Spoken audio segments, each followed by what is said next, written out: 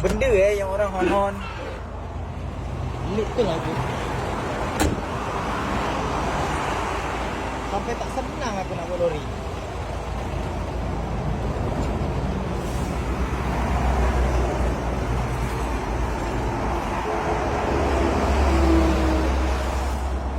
Rasa macam tak ada apa.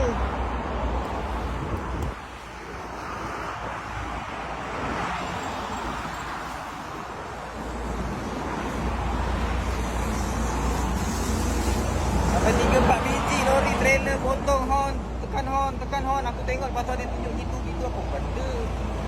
Tak apa pun. Kau ni buat aku risau ah. Jangan berkotak-katik aku bang Tengok tak ada apa. Okey je. Handsome lagi. Aduh.